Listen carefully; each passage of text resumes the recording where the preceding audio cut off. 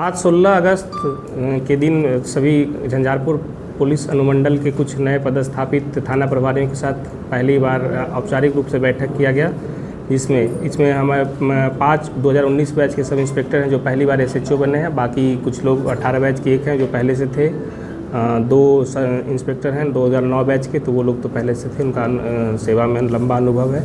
तो नए बैच वाले लोगों के साथ उसमें सभी लोगों को बुलाया गया था। तो वर्तमान में पुलिसिंग का क्या क्या चीज़ें चल रहा है इसके बारे में विस्तृत रूप से सभी को चर्चा किया गया, बताया गया, निर्देशन दिया गया। जैसे अभी सबसे बड़ी बात है, अभी जस्ट जो थाना प्रभारी बदल के गए हैं तो उसमें कई कांड प्रभार हेतु लंबित है। तो उस कांडों का सभी आईओ के में अनुपातिक रूप से बंटवारा कराने के लिए बताया गया है, जो एक से 2 दिन में इन लोग कंप्लीट कर लेंगे।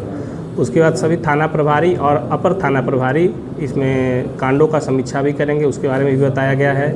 वर्तमान में पुलिसिंग में जो कुछ नए तकनीकी चीज़ों को जोड़ा गया है उसके बारे में डिटेल में बताया गया, जैसे NIC मेल का प्रयोग करना, ई-साच ऐप का प्रयोग करना, ई-साच पे फ़ोटो वीडियो को अपलोड करना वो मैंडेटरी है।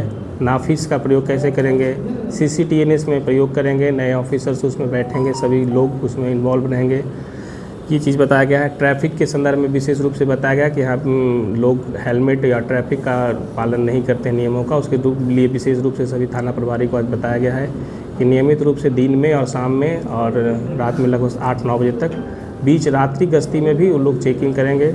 कुछ समय पहले ही यहाँ बांध पर अपराध की घटनाएँ बढ़ी है, 1-2 घटनाएँ अभी जो मेजर हुआ था उसके संदर्भ में भी जो सुनसान और बांध वाले इलाकों में वहाँ गश्त बढ़ाने के लिए निर्देश दिया गया। अंधराठाड़ी, रुद्रपुर, भैरव स्थान और ये आपका लखनऊ और मधेपुर थाना, भेजा थाना को भी, ये सब जो हमारा सेंसिटिव क्षेत्र है उसके बारे में बताया गया है।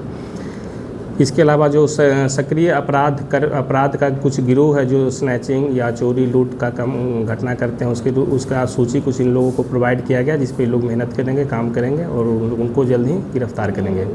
इसके अलावा टॉप 10 अपराध कर्मियों जो कुछ जेल में हैं, कुछ बेल आउट हो गए हैं, उसका भौतिक सत्यापन करना और जो अभी भी वर्तमान में अपराध में लिप्त हैं या किसी अन्य घटना में पाए जाते हैं उनका गिरफ्तारी करने के लिए निर्देश दिया गया है। इसके बाद इन लोगों को चुनाव से संबंधित बहुत सारा बात बताया गया, जिसमें प्रिवेंटिव पार्ट हो गया आपका 126 BNSS, 135 BNSS और CCA 3, CCA 12 और इसके बारे में डिटेल उसमें बताया गया है। आर्म्स का सीजर, कितना अवैध शराब जो है थाना में उसका विनष्टीकरण कराना है, नए शराब नए क्षेत्रों में या कहीं सूची मिलता है या कहीं सूचना मिलता है वहाँ छापामारी वगैरह भी करना है और ये टाइम बाउंड माइनर में इसका विनष्टीकरण हो जाए। इसके बाद इन लोग को फिर से एक नया चीज़ बताया गया, BNSS 107 जो अपराध के द्वारा अर्जित संपत्ति है, जो नए कानून में जोड़ा गया एक नया प्रावधान महत्वपूर्ण है, तो उसके बारे में डिटेल सभी थाना प्रभारियों को डिटेल में बताया गया है कि उसके लिए अभी वर्तमान में एक थाना से उसका प्रस्ताव हम लोग माननीय न्यायालय में समर्पित किए हैं। बाकी थाना प्रभारी भी 15 से 20 दिन में प्रत्येक थाना से कम एक नया प्रस्ताव चिन्हित करके भेजेंगे। इसके बारे में काफ़ी डिटेल से चर्चा किया गया है और बाकी चीज़ें हैं जो चुनाव से संबंधित था वो अभी डिटेल में हम लोग इसमें डिस्कस किए हैं। तो सभी लोग इस पे काम करेंगे और सर्कल इंस्पेक्टर साहब या हम लोग कंटिन्यू इनको वॉच करेंगे और जो इनका ज़रूरत पड़ेगा क्योंकि कुछ लोग नए हैं तो इनको मार्गदर्शन का भी ज़रूरत पड़ेगा, वो सारा चीज़ हम लोग एक टीम वर्क के रूप में काम करेंगे।